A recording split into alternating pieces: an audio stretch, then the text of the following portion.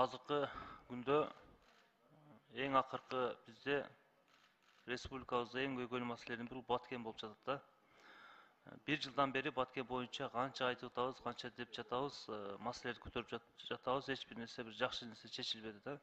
Ал жака керек болсо ушул өкмөт башы да убагында барды, аткаруу бийлигинин башчыларынын баардыгы барып келишти, эч бир нерсе чече алышкан жок да. Мындайча айтканда да Баткенге бир тооккана да салган жери жок да, сала алышкан жок. Канча жыйналыштарды өткөрдү, канча бизнесмендер чогултту, эч бир таянак жок. Ошондуктан эгерде чындыгында Баткенге күйүнө турган болсок, сөзсүз түрдө ошол жерде бир жумуш орун кылышыбыз керек да. Жумуш жоктугунан алар ар жакка үйлөрүн сатып кетип баратышат. Именно ошол чек арага чеп болуп жашаган айылдар да кетип баратышат.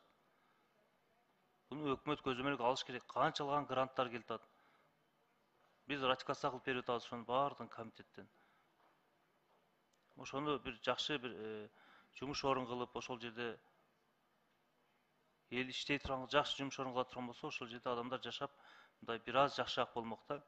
Биз Баткенге канчалык мектеп салбайлы, канчалык бала бакча салбайлы, эгерде ал жакта эл жашабаса, эч нерсенин кереги жок болуп калат. Эл жок болсо кайсы жакка, кайсы мектепке барышат?